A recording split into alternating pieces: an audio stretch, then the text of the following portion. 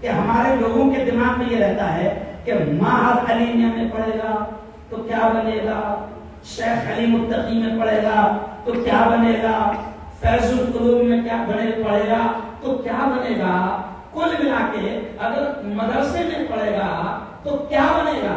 تو ہم کہتے ہیں کہ مدرسے کا نمونہ کیا بن سکتا ہے اور کیا بنے گا. ابھی آپ نے دیکھا کہ معہد علیمیہ کے طلبہ آئے، بہترین انداز میں انہوں نے انگریزی میں بھی تقریر پیش کی. آپ نے سنا ہوگا بہترین انداز میں انہوں نے عربی میں بھی تقریر پیش کی، اردو میں اپنے مافی ضمیر کو ادا کیا. میں صرف اشارہ کرتے ہوئے آگے بڑھ رہا ہوں کہ میرے بھائی آپ کھل کر اس بات کو سمجھیے. کل بھی ایک بہت بڑا ہندو بھائیوں کا مجمع تھا تو میں نے وہاں پر بھی یہ کہا کہ سب کے دماغوں میں یہ ہوتا ہے کہ مدرسے سے کیا نکلتے ہیں، مدرسے سے کیا بنتے ہیں. تو میں نے وہاں پر ایک شعر سے اپنی بات شروع کرا.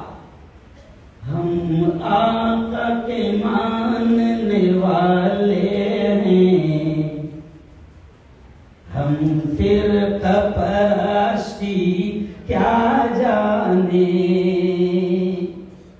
ہم آقا کے ماننے والے ہیں،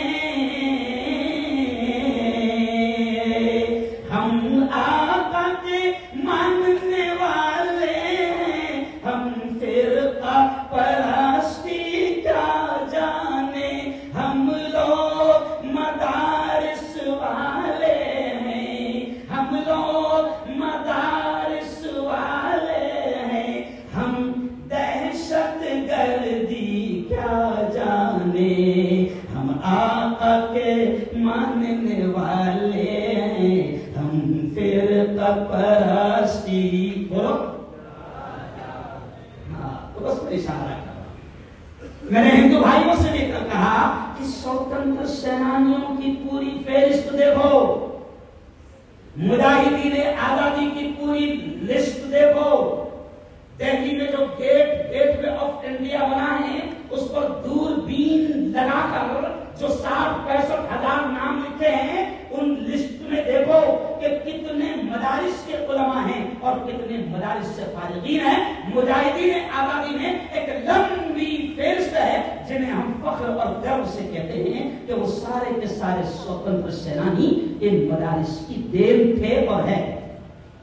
اور آج بھی مجھے معلوم ہے کہ جب میں پہنچتا ہوں تو ایل سی بی والے پہنچتے ہیں، سی آئی ڈی والے پہنچتے ہیں، حکومت والے پہنچتے ہیں. ابھی کسی نے آپ سے پوچھ لیا کہ وہ ندوی صاحب آئے کیا، تو لوگوں نے بتا دیا ندوی صاحب آئے.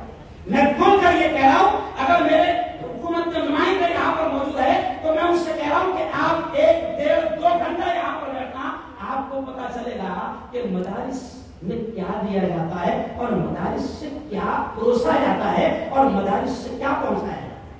میں صرف اب 2-3 باتیں کہہ کر اپنی بات کو ختم کروں گا کہ اس ملک پر بھی احسان ہے ان مدرسوں کا اور ان علماء کا. اور پھر ایک جملہ میں آگے بڑھ جاؤں گا.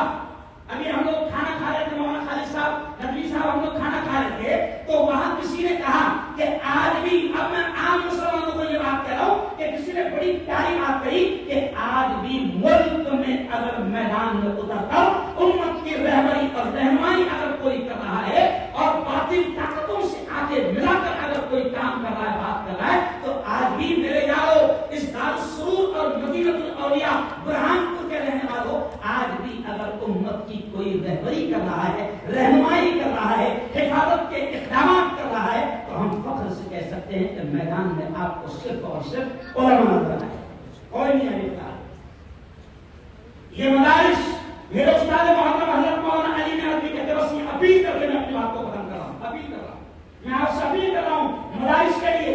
میرے استاد محترم حضرت مولانا ابو الحسن علی میاں ندوی کہتے تھے کہ مسلمانوں یہ مدارس دین کے ایمان کے قلعے ہیں. ان کی حفاظت، ان کا خیال، ان کا رکھ رکھاؤ، ان کی دیکھ بھال، ان کا تعاون، ان کی مدد، مسلمانوں یہ ہماری اپنی ذمہ داری ہے. ہم بات یہ کہتے ہیں کہ یہ مدارس گورنمنٹ کی بھیک اور خیرات پر نہیں چلتے ہیں.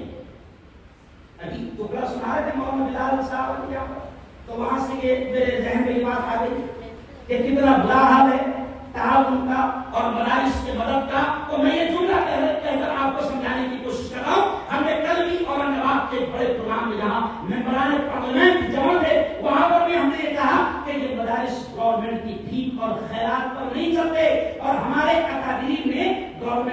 بھیک اور خیرات لینے کو پسند ہی نہیں، کیونکہ وہ ہمارے بزرگ جانتے رہے، وہ ہمارے اکابرین جانتے تھے کہ اگر حکومت سے ہم نے بھیک اور خیرات کی تو ایک وقت ایسا آئے گا کہ ہم اپنی بنیادی اسلامی قرآنی دینی تعلیمات کو دینے سے ہو سکتا ہے کہ روک دیا جائے۔